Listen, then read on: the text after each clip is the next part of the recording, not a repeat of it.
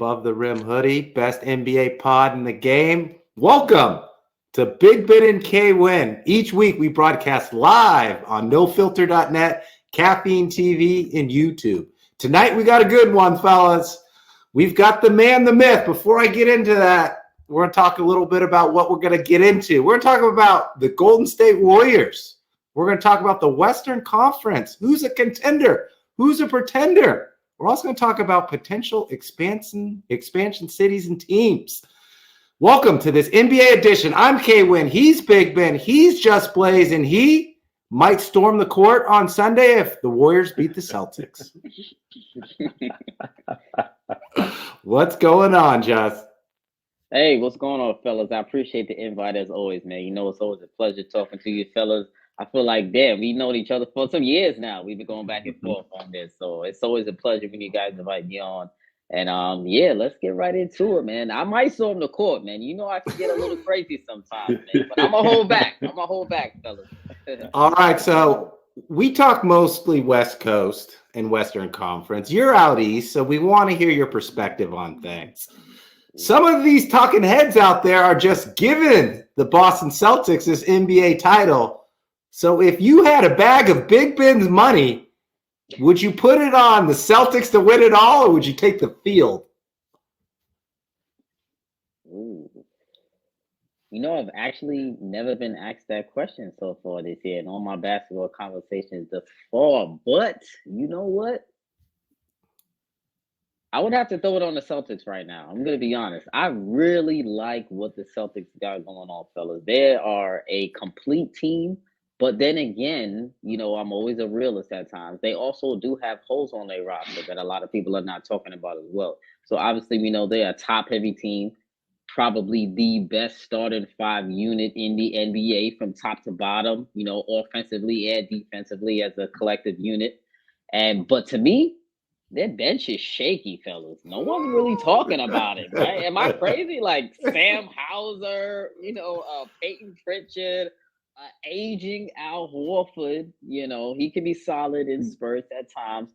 And who else is off that bench? They just picked up Xavier Tillman from the Memphis Grizzlies. He's a solid pickup, actually. But it depends. If Joe Mazzulla is going to go 8 deep in the playoffs, 7 deep, and play these guys 40 minutes a night, I mean, they're probably going to break down by the East Finals, by the NBA Finals, like they did 2 years ago when they were in the Finals. But if they do go that route, they got the best maybe 7, 8 in all of the NBA, top to bottom. But if I had to bet, I would bet the Celtics because I can't see a team right now beating them 4 times out of 7. But they can be beat like any other team, fellas. I'm just going to be honest. I keep it real, man. The Celtics, they are a solid team, but they can be beat. How deep do you have to go, like in the playoffs? Like, and I say that because you're right. They do have the best starting five probably in the NBA, just all around. The narrative around the Celtics every year is they play defense, and they're tough and they're gritty. Guys like Peyton Pritchard align with that narrative. I just don't know. I like what you said around the breakdown. Like Al Horford isn't aging; he is aged. Like he is done. He is done. But they're out east. Like I said this last week to Kyle. I'm like, you hit a bolt of lightning in the east, you might be in the NBA Finals. Like there's just nothing really to crawl over in the East this year. And the Celtics, I don't know, there's going to be, if they get home court advantage throughout, that's still one of the toughest places, if not the toughest places to play out there. Best home record in the league too. Exactly. So that might allow them to conserve some energy. Maybe they go to 5-6 game series, but they don't come in as tired as they were. Or maybe they sweep. I don't know. I like the Celtics. This isn't a Celtics hat, but I'm with your bet. I would put that money on the Celtics. I'm taking the field, fellas. I do like the Celtics. I mean, right now I think they pass the Pacers. They're the most efficient offense in the league. That defense is lights out. But what scares me is a couple things. It's Coach Mazzulla. Like, If anything, he's the potential biggest weakness on the team, like the X's and O's and the matchups, because the regular season's one thing. They've had success in the regular season. But in the playoffs, when they're going against the Heat and Spoelstra and the changes, and that's what scares me. And it's all about the matchup. The second thing is I love these guys to death, Tatum and Brown. But if you look back to when they played the Warriors in the finals, there's some games they didn't show up. They turned the ball over. They got just a little out of sorts. Maybe they've outgrown that. But in tight moments, I got to see them both step up. Well, let me add this. I will throw this one back at you. What if they don't have to face the Heat? Come on. There is a pathway to the finals without facing the Heat. Now, they would hope the Bucks face the Heat. Now, let me give you this. There are two teams, I think, actually, hold on. 3 teams, I think, in the Eastern Conference that are low-key, on the lowest of keys, are scared of the Miami Heat in the series still to this day. I think the Boston Celtics, the Milwaukee Bucks, and the New York Knicks. 3 teams that do not want to face the Miami Heat in any series. Those are 3 teams that I think want to avoid the Heat at all costs. But one of those 3, maybe even 2, are going to have to face the Heat one way or another. And we know the Heat in the playoffs, I don't care what happens in their regular season. In the playoffs, they know how to game plan for a team. As you alluded to, Eric Spoelstra, in my opinion, number 1 best coach in the league and in the entire NBA. He knows how to scheme and game plan for an opposing team. So those are the 3 teams in the Eastern Conference, in my opinion, that do not want to face the Heat and want to avoid the Miami Heat at all costs. But they can beat them, don't get me wrong, but they don't want to have to play them, is what I'm saying. The Heat, I think, have won 5 straight going into the matchup right now against the Nuggets. And they got Scary Terry. Kevin Love is surprisingly playing well off the bench. Duncan Robinson, remember him like 3 years ago? He was a star. They signed him for that money. Then he got lost on the bench. Then he stepped up last year. He's actually playing really well. And then you got Jaime Jaquez Jr. from UCLA. I do like the Heat in the playoffs. But like I said before, it's all about matchups. Yeah. Absolutely. I like what you said about the coaching.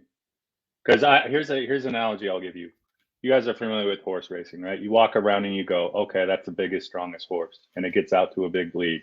But then towards the end, it's how do you navigate through all the other horses. And if you have a good jockey that knows what the team can do, the horse can do, generally wins versus the stronger horse. That contradicts everything I said about the Celtics, but I thought I'd throw that out there. Hey, I like that analogy. And the horse, I'm still riding, even though I have this Sonics hat on, is Steph Curry and the Warriors. So they were sputtering. I think if you look right now, they just passed the Lakers. They're in the 9th spot, and they're only 3 games out from potentially getting up to the 6th. And a lot of things have changed since we last spoke and since the beginning of this year. Klay Thompson's coming off the bench. Jonathan Kuminga has stepped up a little bit. I know you pay a lot of attention to the Warriors now because they got your boy CP3. So what could you tell me about the Warriors? Listen, man, I still like the Warriors team. I said it at the beginning of the year. A lot of people, they clearly said I was crazy because, they're like, Jeff, how are you rooting for the Warriors? But I didn't say I was rooting for them. I never said that. I always root for a Chris Paul team to win, of course, because I need to see my man get 1 title. But listen, I think right now the Warriors are actually slept on. And I don't know why. And I know people pay attention to the record too much. But you got to remember how this Warriors season has played out.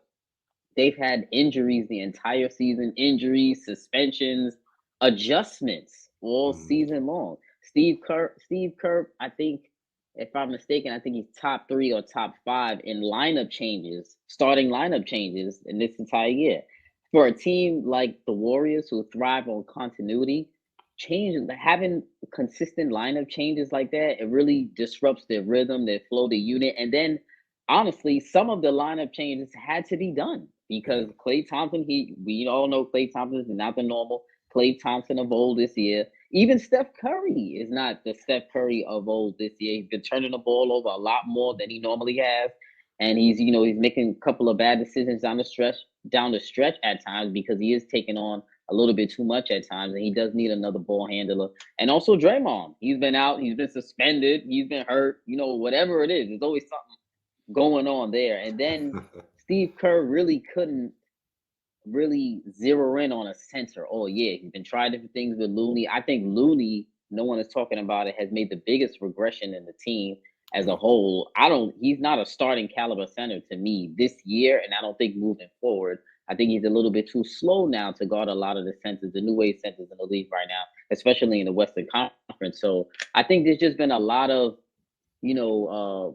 come to Jesus moments right now for the Warriors this whole season. And because of that, they really had a difficult time, I guess, adjusting to a lot of the adjustments that Steve Kerr was making. And I think because of that, we got off to a slow start. Then the Chris Paul injury, I actually think was, not to be a homer, but I do think was very crucial for the team because you see how the second unit actually flooded out of control when he did go out. And then Sarge became irrelevant. Trace Jackson Davis became irrelevant. A couple of guys, GP2 has been out damn near the whole year also as well. So I think now that the team is becoming whole, I think you're going to see them make a really, really big, strong push towards the end of the season. And I actually think they're going to get up to that 6th or 7th seed. I think they're probably going to be in a play-in, but I think they're going to get maybe probably the 7th seed and maybe face either OKC or Minnesota in that first round, which I think would be ideal for them. Ben, what do you think about the Warriors? It's tough to be consistent when the resources you have are so inconsistent. Like you said, it's never been the same 5, 6, 7, 8 rotation. Like it's not a rotation if everyone's different in the rotation at each night. So to get continuity, players familiar with it, playing with each other. You're right. Steph Curry's just give me the ball and I'll score, or I'll try to score. And Klay, they needed scoring on that second team. So of course you're going to put Klay out there, give him some confidence back. And then when CP3 comes back, Kerr's going to have to reshuffle the deck probably again and look what works. Because they haven't found what works. What's worked is just Steph Curry. And they need resources around him. And now that everyone's healthy or not suspended, Kerr has a little bit more. And Kerr's got a lot of money now too. God, he got paid like a 3-and-D guy, But he's got. I think they'll figure it out.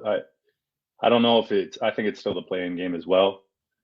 And there'll still be a tough out. I mean, anytime if Klay can come back to his shooting of old, which we'll see if he can, he kind of play into that, I think there'll be a tough out. Steve Kerr, he's my guy, but he's a little too loyal for my liking.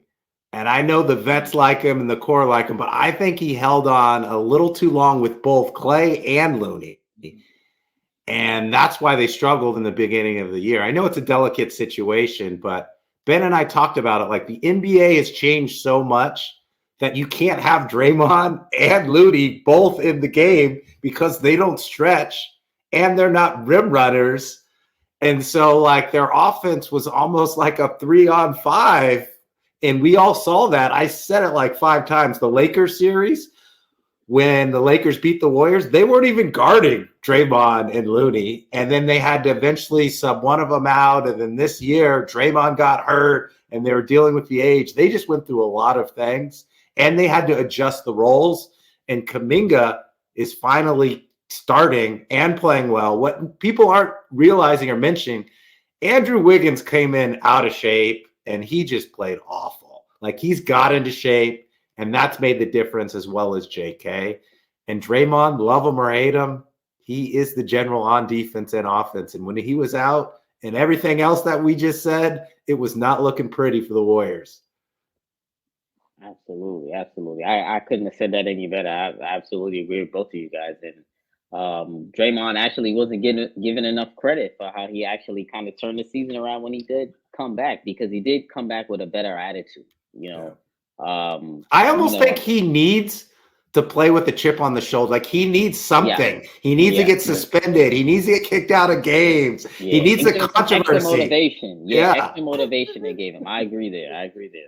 He needs to be the villain on the court. Like, Yeah. you know, he thrives off that, right? You see people booing him and all that stuff. He likes to get in. He's the psychological guy going, Yeah. I'm not going to just physically shut this guy down, but I'll get in his head just enough so all he's thinking about is me, takes him out of the game, and that's his role. And then around Steph, you brought that up. Like he's the guy that's also, he's getting the team into the offense, but then also being asked to be the offense. And you can't be both roles. Like they run almost a motion set consistently with him in him running off screens, getting him in the offense, running off screens.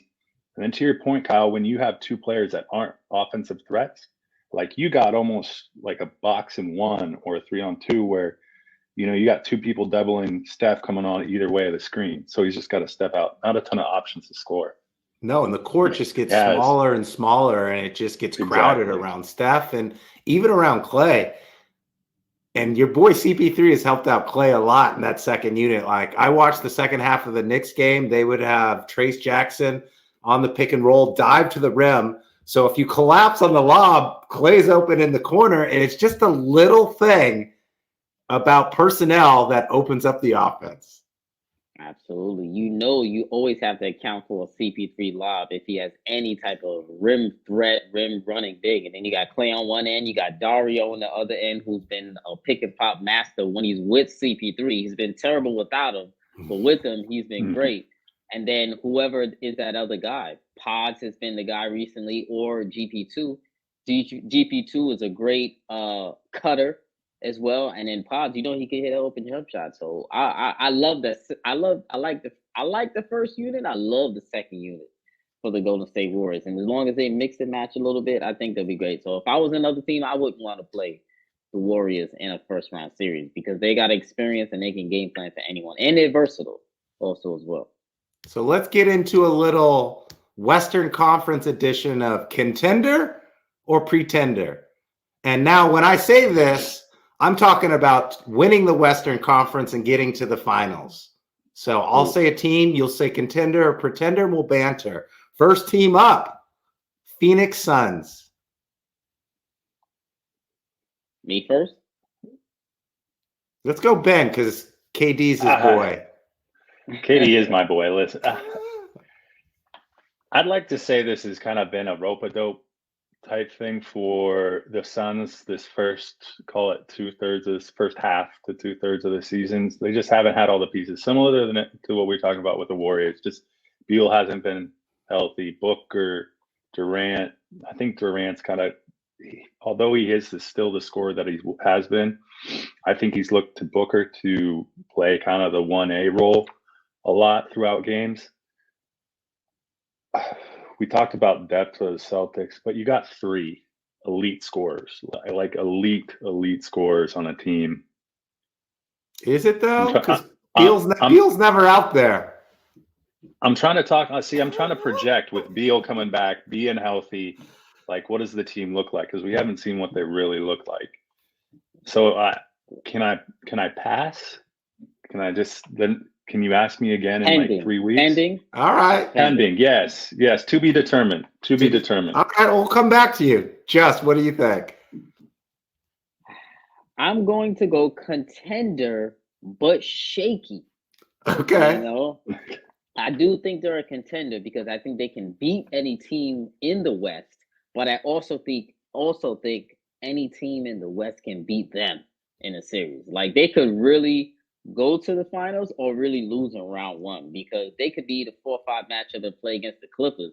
And I'm not gonna lie, I might pick the Clippers in that series. I might pick the Clippers in that series. Or if they're 3-6 and play against the Nuggets, they're 6 and the Nuggets are 3. That's a tough series too. I mean, come on now, who you gonna choose in that series? It could go either way. So, and then it's because sometimes I think they don't make great decisions in the fourth quarter, and that's tough, really, to say with a Kevin Durant, Devin Booker led team.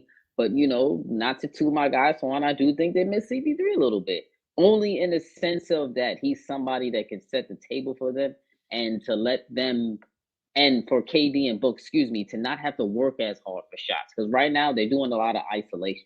It's a lot of your turn, my turn, because Bradley Beal is not out there. They do have shooters around them, but not another guy who can really stress the defense, off the dribble also as well. So they could just hit in an occasional three. Grayson Allen, Eric Gordon, they could occasionally drop to the basket, but they're not a full-time, real-time threat, and sometimes they have to put Okogie in there as well. So I think they're still, missing that guy or that top flight power forward that can play small ball 5 and a 4 as well, which they did pick up Thaddeus Young, so hopefully he can play that role.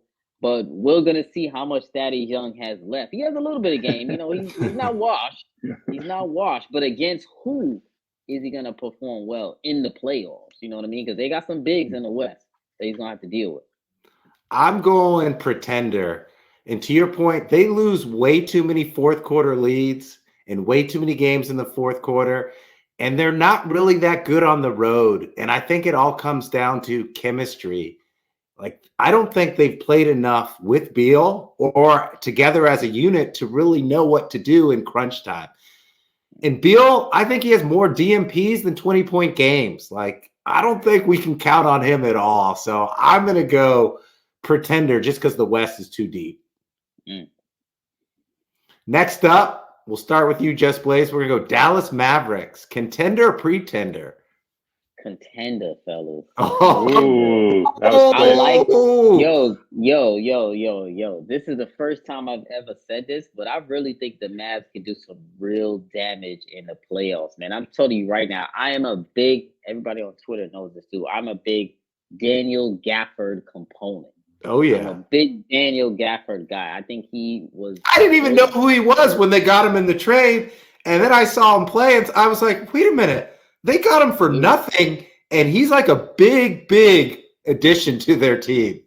Dude, he was the perfect fit for them and a guy like Luca. He was great. He was really good on the Washington Wizards. Just a lot of people didn't know about him. I had him on my fantasy team for the last 2 years, so I knew what he was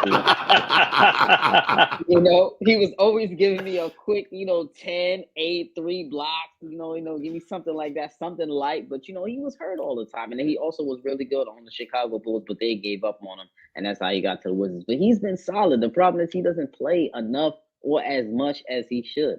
But with Luca, in a moderate role, playing 20 to 25 minutes a night, he could protect the rim and he could catch an alley.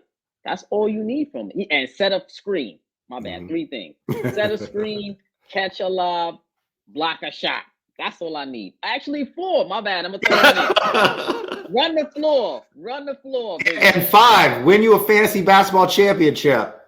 Because you know what? I got him again this year.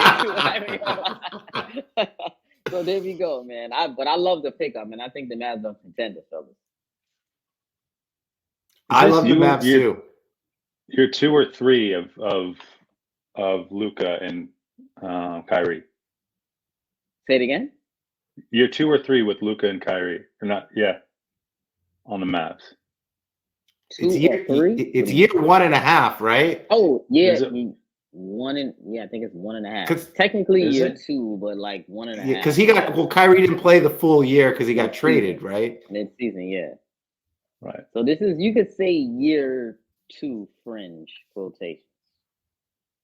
But I love the Mavericks too. Like, they have size, they have depth. They've never had this much depth. Like, you've got Lively, you've got Gafford, you've got PJ Washington. Tim Hardaway Jr. is going off the bench as well. And what I love the most about him is, like, you're telling me in a 7-game series, crunch time, balls in Luca's hand, balls in Kyrie's hand, they're clutch down the stretch. Like, they're hitting their free throws, they're getting the rack. And if those two can score 70, PJ Walker, even Keebler off the bench, I like the Mavs a lot. I'm going to go contender as well. I'm all aboard on the Mavs. Ben, you with us? I'll jump on too. Yeah, just reach out a hand and I'll take it. I agree with everything you guys said about the Mavs. The only disappointing part is Mark Cuban may not be a part of it because he sold his franchise stakes. But maybe that was the key. No more Cuban. There's a championship. Amen. All right, so the next edition of the Contender and Pretender is not NBA champion. It's will they get out of the first round? And your first team is the Sacramento Kings. Will they get out the first round? Absolutely not. It's not happening, fellas. I don't care who they play. They're not beating any of those top 4 teams ahead of them, and I don't see them getting a top 4 seed. So I'm gonna just make it short. They're absolutely not. I don't even think they will make it to the playoffs. Actually, I actually think they're gonna get bumped out because either the Warriors or the Lakers will be in, maybe even both. But I think the Lakers and the Pelicans are gonna be battling for that 8th spot, and I don't think the Sacramento Kings are going to be in. I think they're going to just miss it because of the plan. I like that hot take. So I was watching the Kings on Tuesday and against the Heat. I haven't seen them play a lot. But what I did see is them lose to a Miami Heat team without Jimmy Butler, Scary Terry, Tyler Hero, and they could not stop him. Kevin Love looked like the 2011 Minnesota Timberwolves Kevin Love.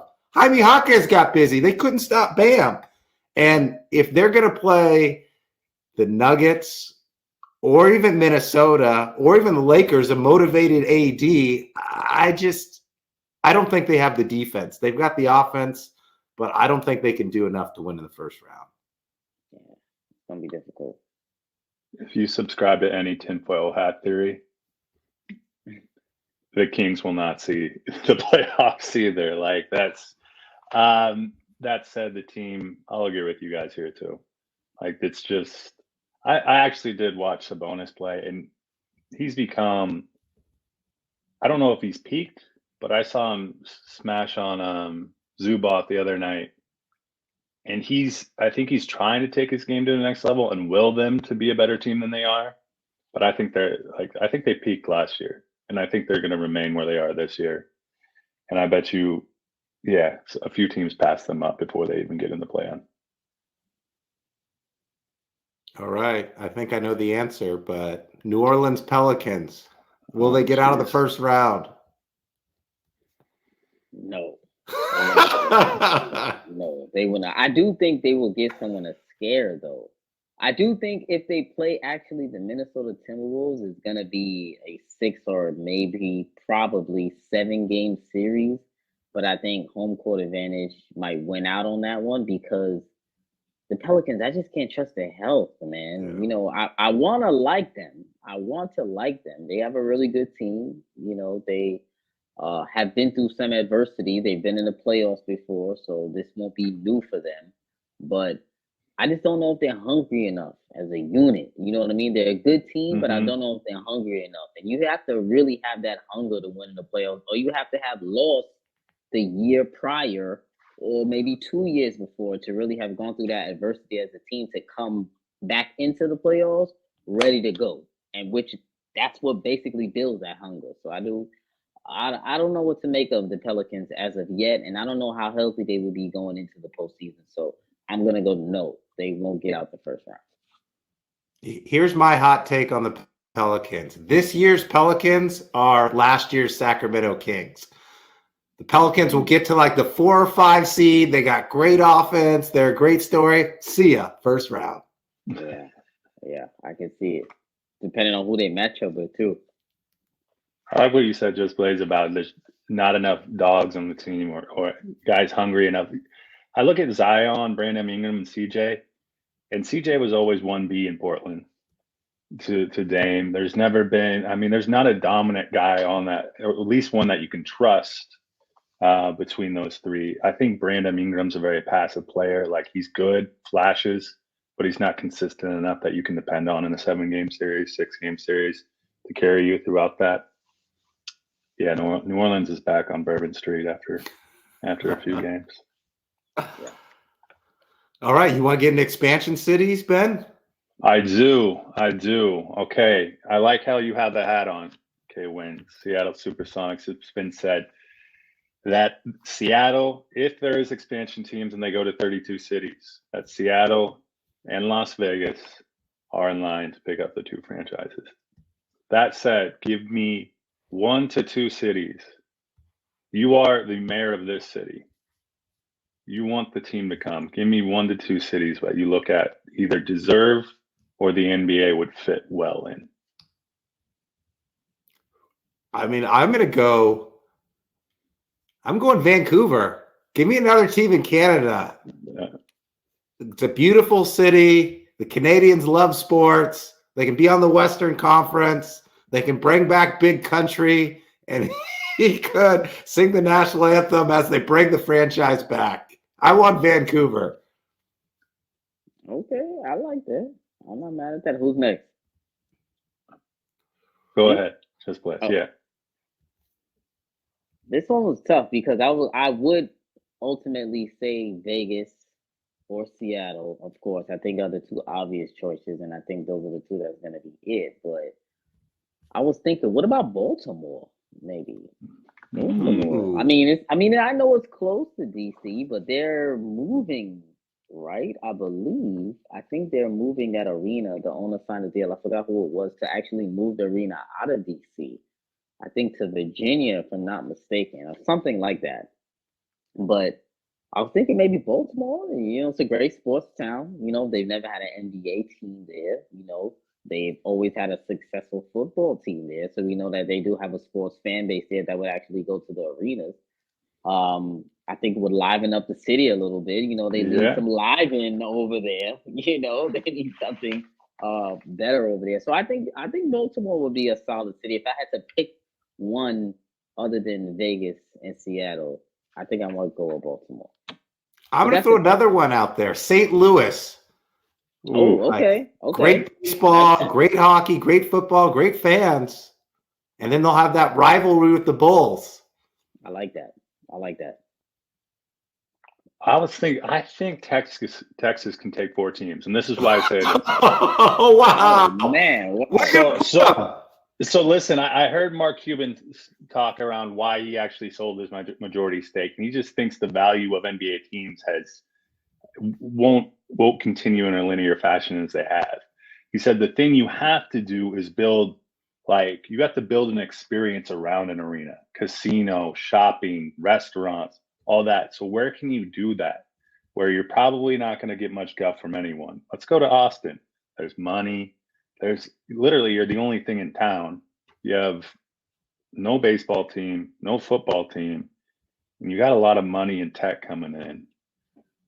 And then you just got rivalries all over the place. Yeah. Everyone else in Texas hates you. There you go. You're the Draymond of new franchises.